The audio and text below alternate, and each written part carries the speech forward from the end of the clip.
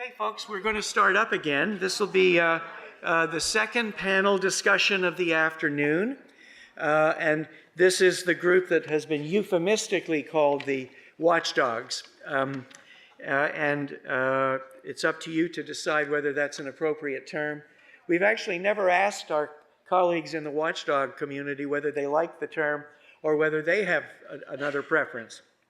In any event, I'd like us to start with a presentation from David Schardt, who represents the Center for Science in the Public Interest. He'll tell you a little bit about his organization, and I should tell you that he's also one of those people who has been with us since the beginning. So welcome back, David.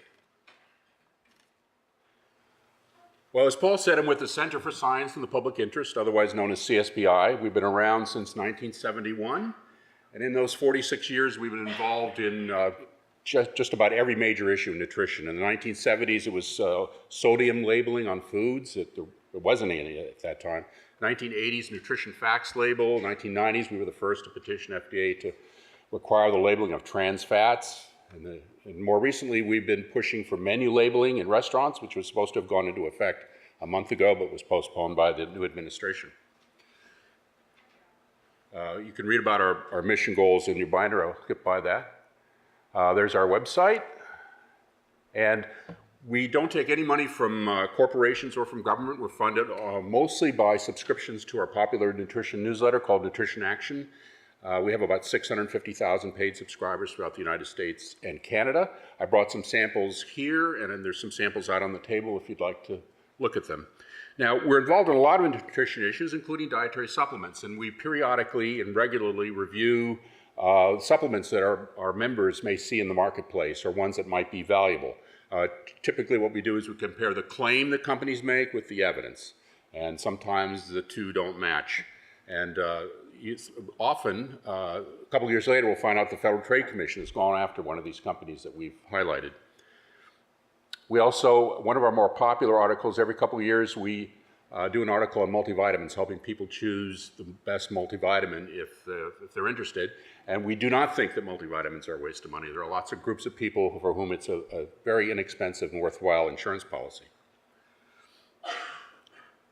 Now, I'd like to, you've probably heard a lot of lofty stories of research and of aspirations of the industry about dietary supplements. What I'd like to do is go down to the street level where consumers are confronting the claims that they may hear about dietary supplements and try and figure out which to buy or whether to buy any.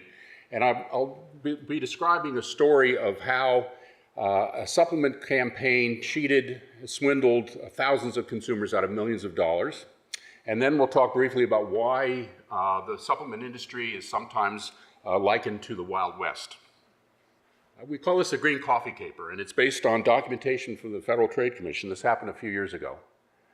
There was a company in Dallas, or a company in Texas, Austin, Texas, that had a green coffee extract that it wanted to increase the market for. And what bigger market is there than weight loss? So they wanted to sell it as a weight loss supplement, but they needed a study so they could say it was clinically proven. So they went to India and hired an Indian researcher to do the study. Bad idea. This guy, he recruited only 16 overweight adults. He put them through a protocol that included cutting calories and exercise. And remember that because that comes back. Well, he repeatedly changed the weights of the participants, mixed up when they got the coffee or the placebo, changed the final weights of 11 of the 16. He called the trial open label. The FDA finally later concluded, and this is a remarkable statement from the Federal Trade Commission, that the study, quote, was never conducted or suffers from flaws so severe that no competent and reliable conclusions can be drawn from it. Well, all was not lost for the company, because what they did is they took the data and they went out and they found two researchers at the University of Scranton in Pennsylvania to write up the research as their own and get it published in the journal. And they must have hid their eyes or held their nose while they did this, because the researcher gave them contradictory versions of his data, and he changed the final weights of 6 of the 16 participants. And according to FTC, these two researchers at Scranton never asked any questions. They got the article published in Diabetes, Metabolic Syndrome, and Obesity, claiming that participants who took the coffee extract lost almost 20 pounds in a few weeks. Well, Dr. Oz found out about that. And so almost immediately he went on the air and he announced to his television viewers that a staggering new Release study reveals that green coffee bean extract may hold the secret to weight loss that you've been waiting for. He said they lost 17 pounds in 22 weeks by doing absolutely nothing extra in their day. Now, you remember the protocol called for fewer calories and more exercise. Typically, Oz got the facts wrong when he described scientific studies, and he marveled, could this be the magic weight loss bean to help melt away unwanted pounds? Well, this was a dream come true for this Austin, Texas company, that Oz would endorse their product or their extract, and so they sent out a press release to the industry, encouraging industry to use the extract in their supplements. And within 2 weeks, a Tampa Bay advertising firm saw a gold mine, and they started registering domains with names like coffeebeanstoloseweight.com and greencoffeeweightcontrol.com. They set up a phony news site with a fictitious journalist who reported losing 27 pounds of the product. They started paying people $200 each to write bogus testimonials. Now, this is just one of many companies that started to sell green coffee extract, but this particular one sold more than 500 million bottles of green coffee extract over the next 2 years, grossing, here it says 16 to 26 million. The FTC says it was 30 million now. And almost immediately, complaints started coming in. People said the pills don't work, or they're getting charged $80 for bottles that they never ordered, that they didn't want, that they didn't think they were supposed to get. Well, this went on, not just with this company, but other companies. It went on for a couple years before the Federal Trade Commission finally stepped in. And eventually, the Austin company paid a $3.5 million settlement. The Tampa Bay company eventually had to fork over $30 million. And were forbidden to enter the dietary supplement business any longer. But meanwhile, thousands of consumers had been cheated out of money that they never got back. The two Scranton professors retracted their paper without accepting any blame. They told the local newspaper that the FTC, quote, took it apart and found some flaw with a couple of things. We decided to retract it because there was too much negative publicity.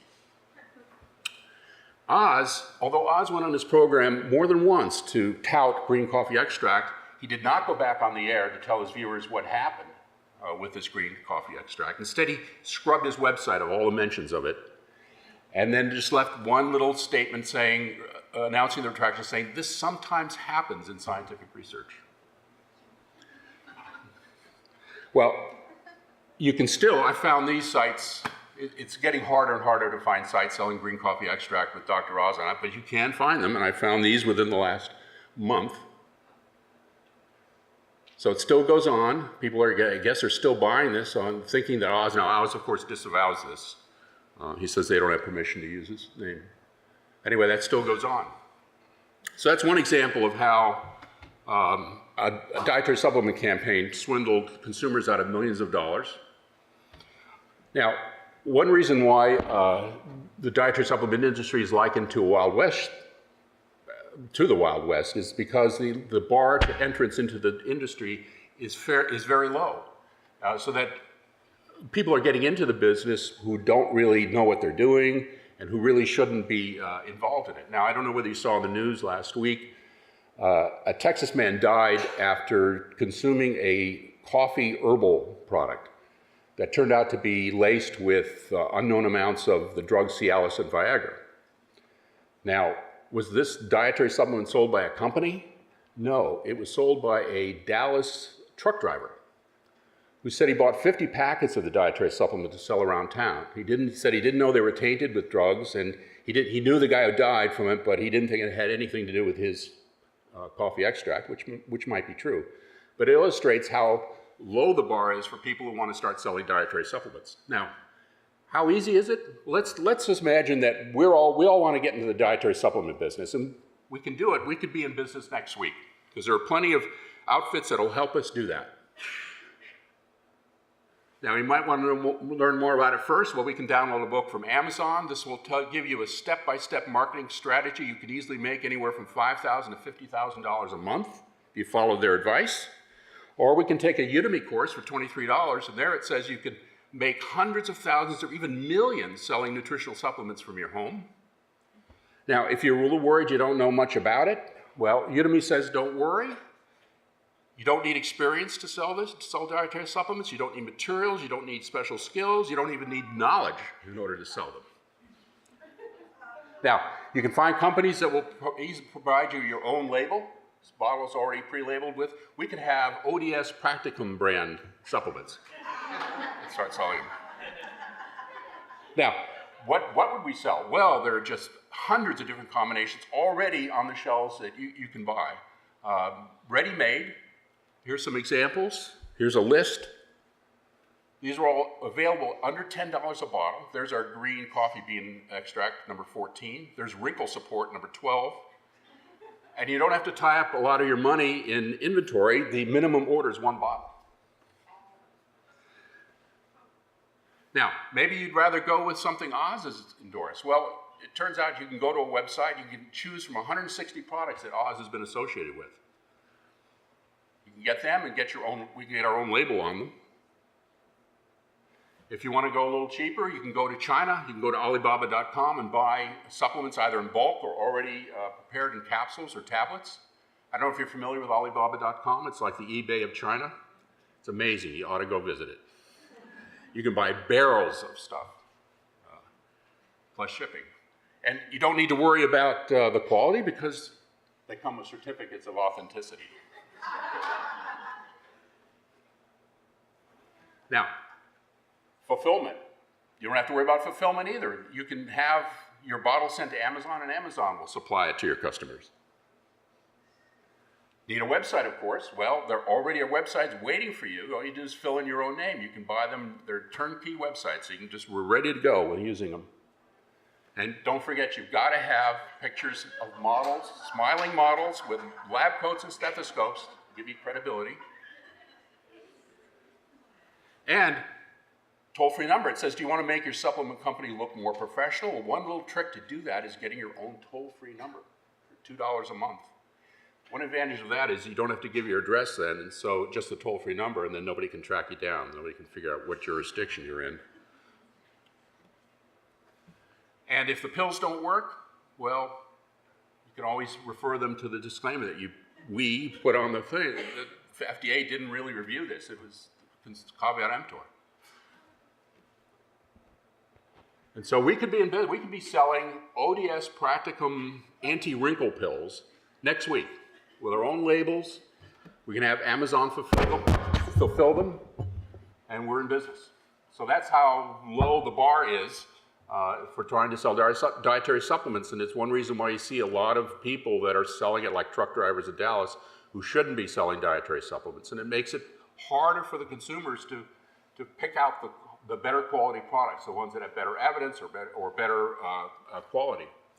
So here's my email address, and you can trust everything I've said here, because I've got smiling models in white lab coats with stethoscopes backing me up.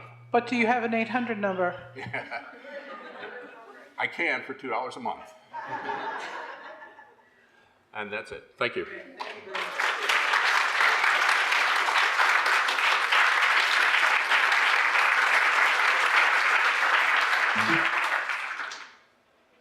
So let me introduce Mark Anderson, who is from ConsumerLab.com. ConsumerLab has been also a stalwart member of this speaking group for years and years, but this will be our first opportunity to talk with Mark Anderson. Please join me in welcoming him.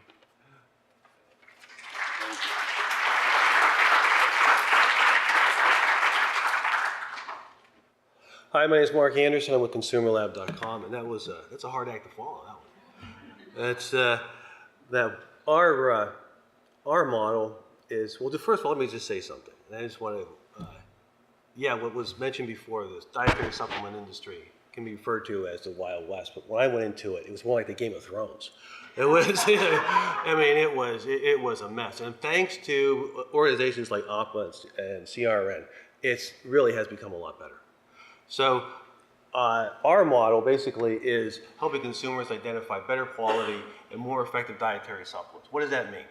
Well, what we would like to see basically on each one of our reviews that we put out is all the products pass. Because that tells us that all the products that we pulled off the shelf and we tested passed our quality standards. And then that passes on to the consumer high quality products. So what I'm going to cover quickly in about 15 minutes here is the product reviews that we do, quality certification program that we have, testing for, we do specialty testing for clinical trials, and some of our findings and some of the common problems that we have. Who are we? This is basically we've been started in 1999 and have lovingly been referred to as the IRS of the supplement industry, because what we do is we pull products off the shelves, pull finished products off the shelves at any time, and we have them delivered to us, and we test them basically for claims and for contaminants. We have about 77,000 or so individual members who are subscription-based. And Todd Cooperman, who's usually here doing this, has some family obligations to go to, because don't tell anybody that his kids are going to the prom and graduating from high school, so they want to be there. And myself, Todd does one part of it, and I do the other part of it. This is some of the things that some of the media that we've been, media interviews that we've been on. The issue came up and has been well covered over the last 2 days. It's about GMPs. And the bottom line about GMPs is you can follow your GMPs to the letter and produce a horrible product. And it all depends on the individuals who write the GMPs. And at the bottom, of course, we wanted to just mention these, the 2016, again, it was mentioned here, and I don't want to go over it, I'll just go over it again quickly. The most common problem, the most common write-up is the identity, identifying the ingredients, verification, identification of the ingredients. We're basically broken into two parts. We have a testing program and a content and information part. In the testing part of it, the product reviews, certification program, and the special testing. And then what I really wanted to mention too is that our content and information is quite extensive. We've been around for, like I said, since 1999, so we have a lot of information on that website. CL Answers, encyclopedias, in clinical evidence. We do some, we answer a lot of the questions that come in from the consumers. And we put a newsletter out that's to about 150,000 people 3 times a week now. Those are all the URLs you can go to see them. And this is basically our product review protocol. We purchase samples, they come in, we purchase them at retail. No one gives us their products. We go purchase them either we'll actually go into the store and purchase them, or we'll purchase them online. We will do a disintegration in-house, and then other tests that we set specifications for the product, mostly to test their claims and then publish the results and look for contaminants. And you can see all the test criteria that I write up for each of these reviews. They're readily available. And these are some of the categories that we've tested over the years.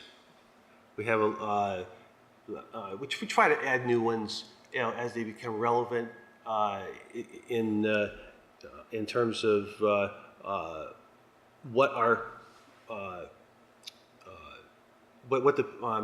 subscribers like to or are buying. And this will show you that. We have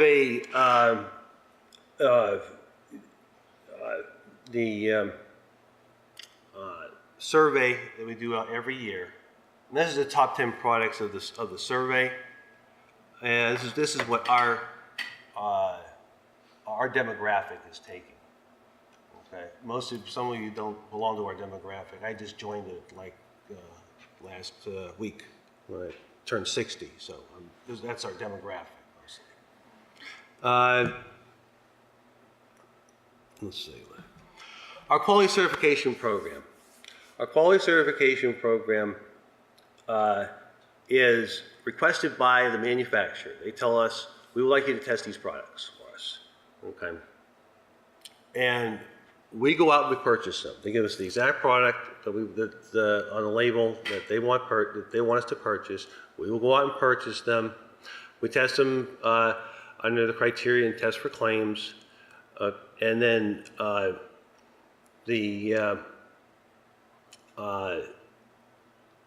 as in all quality certification programs, if they pass that certification, then they are published.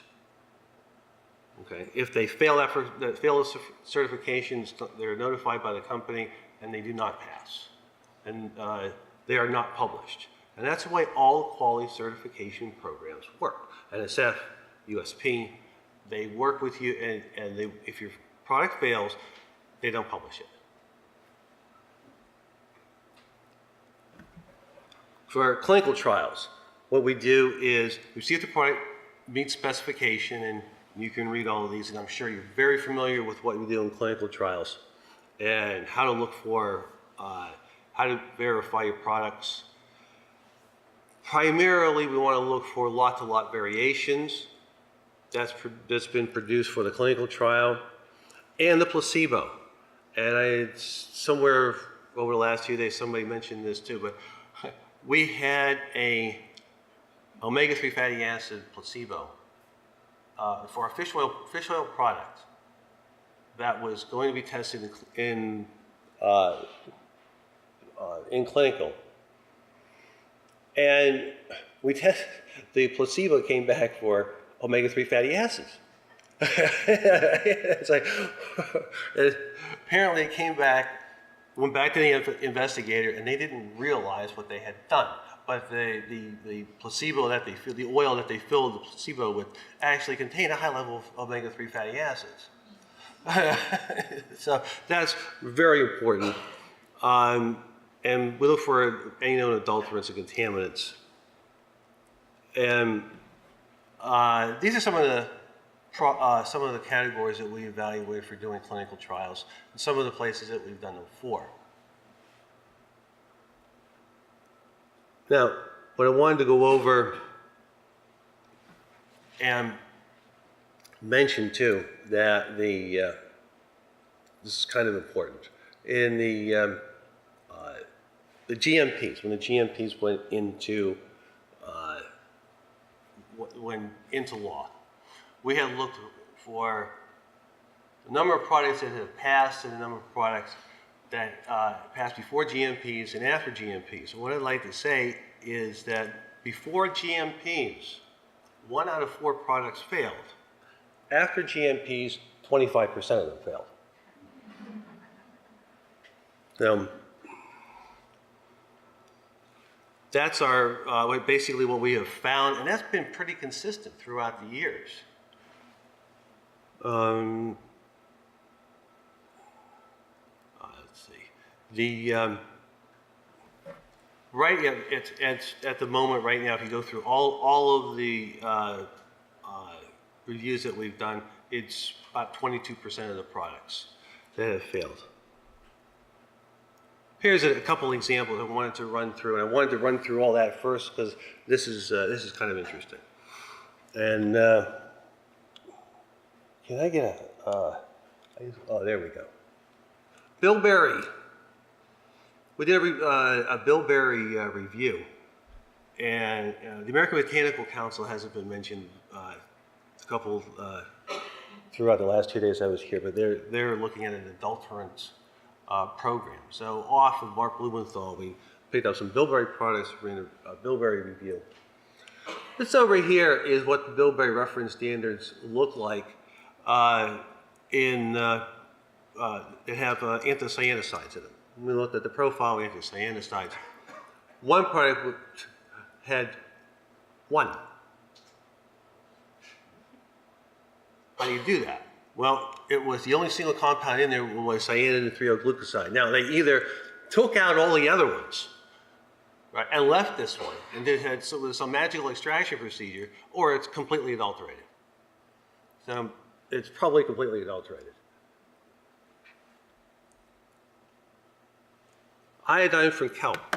Now, I threw this in because we had looked up to some iodine levels, and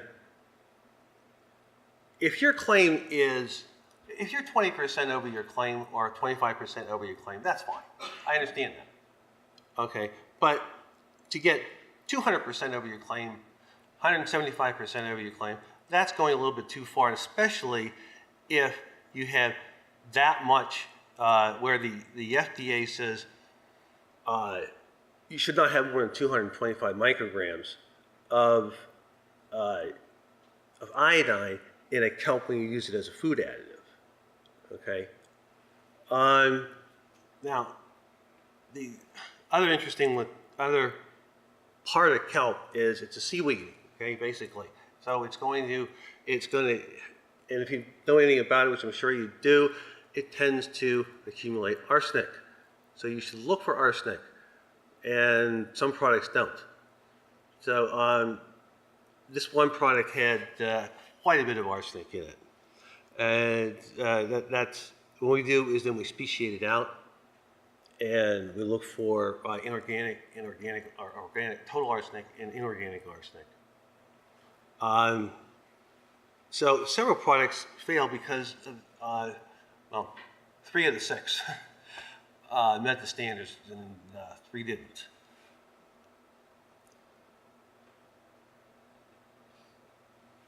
Red yeast rice. Now, we had talked about this for the last couple of days, and we had talked about how drugs and natural products how do you distinguish whether it's a drug or it's a natural product? Oh, okay, I gotta hurry up. Anyway, the point is, if you haven't read about red yeast rice, it's very interesting because it contains lovastatin. Okay, and it was actually taken, the FDA went in and said it's a drug, and they pulled it all off the shelves. Now, to get around that, they don't put the amount of lovastatin on the label. Okay, so you could have it one day at at 33% of the claim, another 200. Next time you buy it, it's 200% of the claim. You have no idea where it is, because if they put that on the label, then it would be a drug. Cocoa is high in cadmium and lead that we're finding, and because of the serving size, it's very high. You get a lot of cadmium in it. I don't have time to go over this, but you can see it in the slides. And we talked about I wanted just to mention, I wanted to tip my hat to the USP, because they're actually defining what extracts are. They're finally putting in what minimums, like for turmeric, 20% curcuminoids is a turmeric extract. So if you have less, it's not really a turmeric extract, and we fail it for it. And I just wanted to point out that this particular extract right here from this company is kind of what I would say tricking the consumer a little bit. There's no curcuminoids in that extract, but the label on it touts it as being a high in curcuminoid product. So we failed it on that, because it didn't say it doesn't contain any. And I just wanted to mention 2 other things. Huh? Please wrap up. Yep, wrapping up right now. 2 other categories that keep having ongoing problems: milk thistle and St. John's wort, because the industry refuses to change the methodology from nonspecific UV that they've gone away with for years to HPLC on both accounts. 2 products that have actually improved are probiotics and nutrition protein bars. Find improvements in those. And these are the most common problems we found. And thank you for signing up for 3 months of free consumer lab. I appreciate it. Thank you.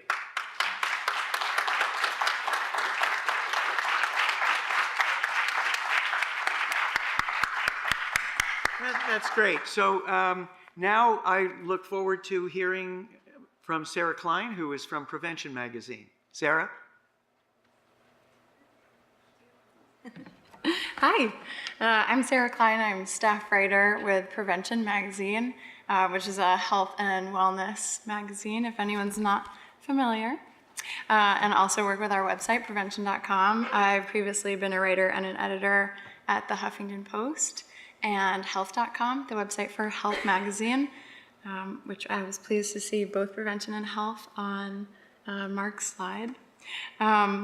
I'm really excited to be here today. Thank you to the ODS for having me, and excited to be with both of my co-panelists who work for outlets I respect very much and use in my own work. I'm excited to talk to you about prevention in particular because I think we are in a really unique situation in a very crowded health and wellness media space. We have a unique origin story. There we go. Thank you for that. We were founded by J.I. Rodale. Rodale is the parent company for Prevention. And he actually helped popularize organic farming in the 1940s from his farm in Emmaus, Pennsylvania, where the company headquarters still are. It's beautiful. I work in the New York office, though. There are fewer pigs and goats. And one thing led to another, as they tend to do. Organic farming produced sort of an organic lifestyle among the Rodale family, and that naturally led to some curiosity about natural healing and alternative remedies. And the first issue of Prevention was published in 1950. You can see it here. It was more pamphlet than magazine, and it focused entirely on polio. A few years later, there was an issue devoted entirely to milk. So we've grown a lot since then. But what has stayed the same is this interest in the natural health, alternative remedies, complementary therapies, and finding a way to balance that with more conventional medical advice. One neat thing that we keep track of are what we call our prevention firsts. And these are examples where some of these more natural approaches that prevention was interested in exploring were seen as really cutting edge at the time. We know that our readers are really looking to us for that based on some of the questions and the feedback that we get, which I'll talk a little bit more about later. But it was always important that these cutting edge, sometimes controversial topics be backed by science. And our job was really to translate early research and vet early findings to turn that into information that our readers can use. So a few examples on the prevention first that I thought would be neat to talk about. Fish oil. I should say prevention first are when Prevention Magazine was the first or among the first mainstream publications to broach one of these topics. So fish oil prevention was talking about in 1954, Tai Chi in 1976, and the power of positive thinking in 1981. We've always relied on an advisory board of medical experts to help us sort through these kind of issues, as well as diligent editors and fact checkers to help us really ground these cutting-edge controversial topics in the science, as I said. And what we think that can do for our reader is really empower them and inform them. We hear a lot about the empowered patient, the empowered consumer these days, and we want to help them make some of those tricky choices a little bit easier. Starting with our July issue from 2016, which you can see here, we took a big step to meet our readers where they're coming from. We eliminated advertising and either introduced or reworked some columns, regular columns, that give us opportunity to speak directly to them about supplements and the evidence behind them. One example is a column that we call Problem Solved. which is a multi-pronged approach to treating everyday health complaints like dry eyes or gum disease or bad breath.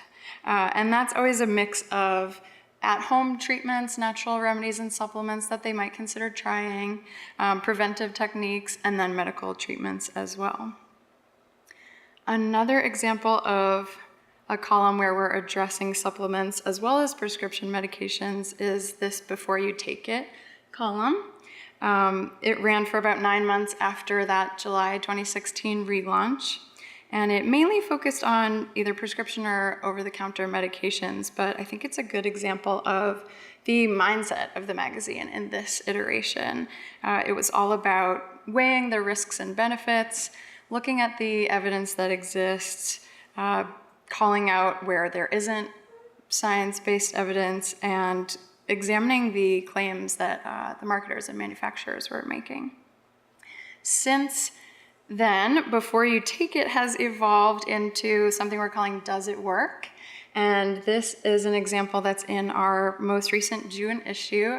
Features an interview with Paul Thomas from the ODS, who was a great help as I was writing this one. And so this column focuses a little bit more on the outlandish claims that marketers are pushing, especially on supplements. This was an example with 3 supplements, one made from an extract of the bark of a specific French pine tree, one made from emu oil, yes, the flightless bird, and the Ayurvedic herbal medicine ashwagandha. And what really stood out to me about this story was that out of 3 different experts in the field that I spoke with, everyone was really confused why we were talking about emus. I think that's probably a good indication that there's not too much proof that does much of anything. We cover supplements frequently on our website as well, prevention.com. Here's one example I spoke with Dr. Coates about. We get a lot of questions online, actually, especially through Facebook, where our readers are really engaged about what they should take. Everyone wants to know what exactly they should use, and it seems like they all think they're deficient in something. We've used that as an opportunity to try to clarify. So we've created articles about the symptoms of various deficiencies and explaining who might actually be more likely to be lacking in a certain nutrient and what to watch out for if they think that might be them, as well as how a balanced diet can satisfy many nutritional needs, and always, of course, acknowledging that nourishing our bodies is a very personal matter. We always try to be clear and frank about what supplements can and can't do, as you can see from this headline. And we hope that that resonates with our readers like it did in this one letter, which is the kind of feedback we love getting, calling us a trusted source. It says, "I'll keep coming back because I trust the information you publish." And we take that really seriously. This is an easy field to get misled in, as we saw with the Dr. Oz example, I think. And with all the splashy headlines all over the internet, it seems often like people are shouting the wildest claims they can come up with. We really want to put information out there in the magazine and online that our readers can trust fully. We consider anything in our pages essentially like a prevention recommendation. In some way, it has earned a prevention approval to be featured in that sense. And we really pride ourselves in being trustworthy in our sort of holistic upbringing, if you will. I was asked in preparing for this to talk a little bit about whether prevention is reactive or proactive. And I think any print publication is faced with the challenge of being both. So we work several months ahead on each issue. And if we want to cover a new study or breaking news, we have to find a way to do so that will still feel new a few months down the road. So we think about how can we further the story or get ahead of it in the meantime. And this was a story from our August 2016 issue that I think did a great job of that. This was right on the heels of the New York Attorney General's report on supplements, And rather than just report on what the Attorney General was up to, which all the online publications could cover that very same day, we use this as an opportunity to find case studies of people who had adverse events with some of the supplements that had been contaminated or adulterated. And we think that, we don't want to scare our readers, but we think that it helps them to really show that supplements are not without their risks, because as it's been mentioned, many consumers believe that they are FDA regulated, and if they're sold in stores, then they're perfectly safe. This story was also a great example of the prevention process for developing story ideas. This was also on the heels of a senior level editor's trip to a university research lab where many of the fraudulent claims came up and the contaminants issue came up as well. That idea was brought back to a big brainstorming meeting where we encourage everyone from interns to creative directors to contribute, because what's really important in thinking about what our readers want in our magazine is thinking about the questions that they might be asking if they themselves were standing in the supplement aisle in the grocery store, or watching an ad or seeing the online pop-up ad for green coffee extract. Once I've taken on an assignment, whether it comes out of a brainstorming meeting like that or something that I've pitched to an editor, I spend a lot of time reading before I do any writing, which I personally think is a great part of the job. From journal articles to independent reviews to other media coverage on the topic, I typically interview government and university experts, certainly rely on the experts on our advisory board and other independent sources, which I will say can be a difficult part of the job. We know that both the statistics and the researchers who come up with them can be funded by the industry, and while that's certainly not always a problem, we do typically like to disclose that information. We always pay close attention to funding and where a study comes from. So I mentioned that we try to channel our reader and what kind of questions they'll be asking. We also ask, what will they do with this information? Prevention has a long history of being a service magazine, which typically means that everything that we're presenting them, we want them to be able to use that information somehow. As I mentioned, and as has been discussed before, a lot of consumers think that the supplements are FDA regulated. And before I worked as a health writer, I thought the exact same thing. I didn't know to look for USP or NSF or other certification labels or seals. I didn't know much about best practices at all or what to look for in a given product. I didn't really even know that a patient should tell her doctor about supplements she's taking, even if she doesn't consider them medication. And those are all such simple and straightforward examples of information that we can give a reader that really can empower them, inform them very quickly. And of course, big picture, we're always thinking about changing the larger story, maybe even affecting public policy or resulting in regulatory action, something to aspire to. The more I learn as a health writer, the more it seems like the only thing safe to eat is broccoli. And the only thing safe to drink is green tea, like this cup that I had on a recent trip to Japan. Paid no attention to that Japanese sweet on the side. If I listened to every warning and every recommendation I've reported on, I couldn't sit at my desk or look at my computer long enough to do my job, and I wouldn't be wearing these heels. My point is that there's so much information in this space about what's healthy and what's not, and a lot of it is conflicting, and especially in the supplements arena, it can be particularly murky. Prevention at its core simply aims to help readers make their smartest choices. And with that, I'd like to thank you for listening and also alert you to an upcoming story in our September issue where we'll be looking at some of the more quote-unquote trendy supplements like probiotics and vitamin D. Thank you so much.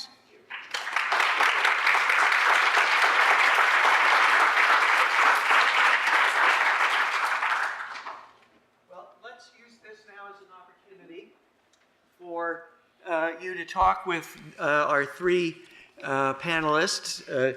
David and Mark and Sarah.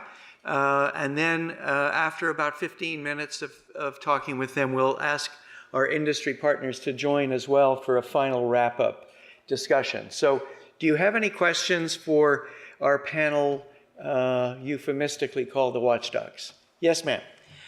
Yes, I really liked the talks this last session. The question I have is for Ms. Klein.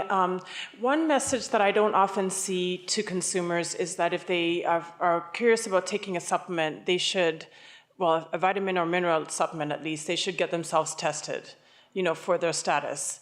Is that something that you have given a message of, such as that to your consumers in your advice? And if not, would you consider that? That's a good question. We have typically approached it from sort of a cost and resources standpoint. So it's likely that not everyone needs to be tested. So it's hard for us to make that recommendation because we have such a broad audience. So we would probably explain in which instances someone might want to be tested. We've done that in stories about vitamin D, certainly, rather than saying everyone should be. And we would refer to medical professionals as to who they think that would be most appropriate for. Other questions for this group? Yes, ma'am. Thank you for all your information. What do you do with claims that I'm going to mention, and what do you think we should do? Claim like this has 10 times the antioxidant capacity as such and such, the best antioxidant, whether it's pomegranate or acai, or I'm not sure what to do with that kind of claim. From the writer to the interest group to consumer lab, what you might say about that. Yeah, that is a common claim. What we do is we point out that a lot of the randomized controlled trials of antioxidants really haven't borne out some major benefit. And there are a lot of different antioxidants. And just because a product is rich in their antioxidant doesn't mean that it has universal benefit or that it's a cure-all for anything. We generally tell people that that's not a claim that they should be following or giving much credence to, that it's too vague, it's too uncertain what exactly it means. But it's certainly a popular one that antioxidants is a buzzword that consumers have learned to look for, and all antioxidants they think are good, and it's not necessarily true, and it certainly really hasn't been borne out by the randomized controlled trials. Make a comment on that. One of the things that you can, just as a rule of thumb, if it's not in the supplement facts panel, question it. That means that if we put something in the supplement facts panel, they basically have to meet that claim. Anything else that's written on the bottle, they don't have to. I'll just add one thing that we do is to try to put those numbers in context. So if it says, if we can find the numbers, certainly, but there was one product recently that I was writing about, and we were able to say something like 15 times as much L-theanine as in a cup of green tea. So then a consumer can kind of get a picture of like, well, I probably don't need that much, or I would drink 15 cups of green tea, so maybe I do. I would just point out that it's sometimes used by companies when they can't make any other claim, and I'm thinking of pomegranate. You know, they got slammed because they were claiming that it would help prevent prostate cancer and heart disease, and that all got thrown out. The Federal Trade Commission and court decisions said they couldn't make that claim anymore. So now if you look at pomegranate juice and pomegranate pills, supplements, all they talk about is antioxidants, antioxidant power, without being any more specific, because there isn't anything more specific for them to say. Other questions? Yes, at the back?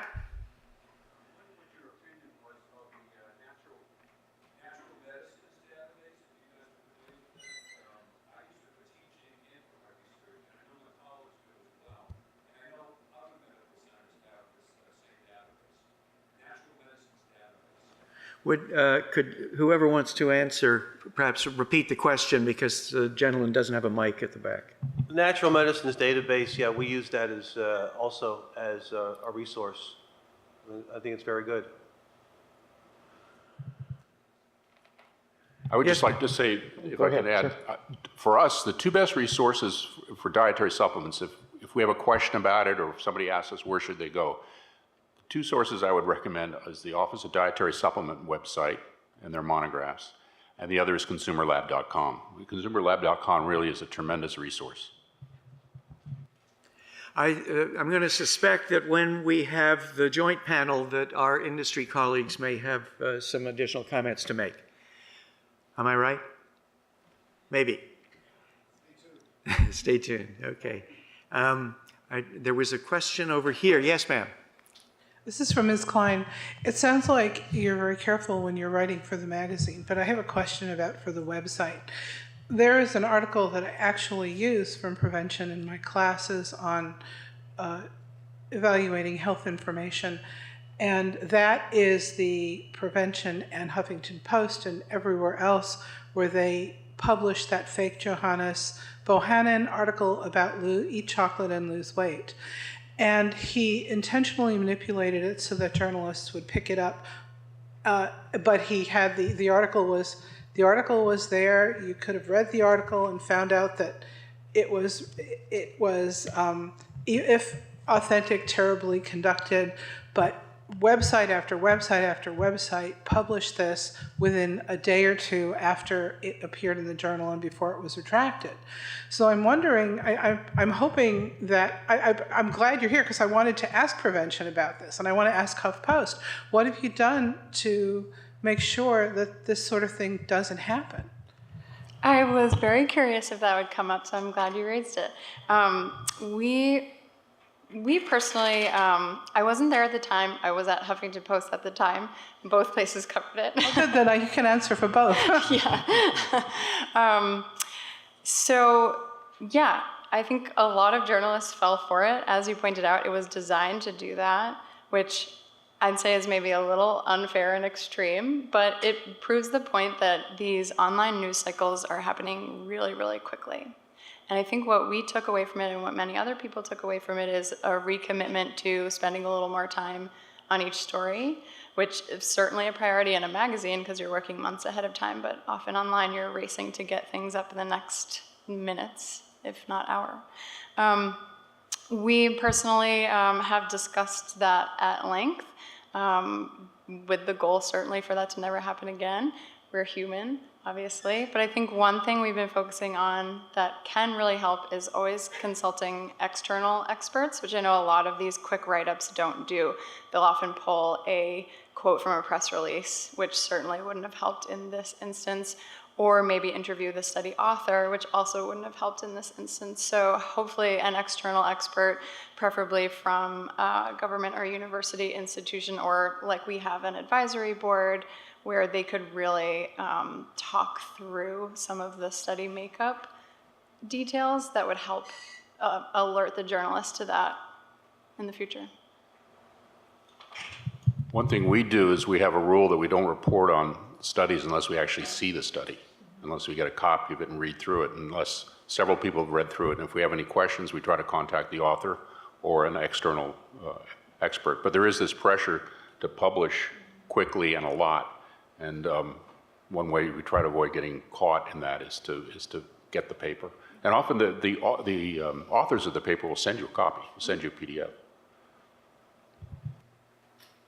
Other questions from, comment, Mark? One thing I wanted to clarify about our content is that if what we try to do in the databases that we use, and that we have writers on staff, and what we do is when we come up with a review is we'll go through all the databases, all the literature, current clinical trials, and summarize them and put them in our content. So it's easier than you doing it, and it's right there at your fingertips. So, and then what we'll do is we'll update the content as new clinical trials become available and new information becomes available.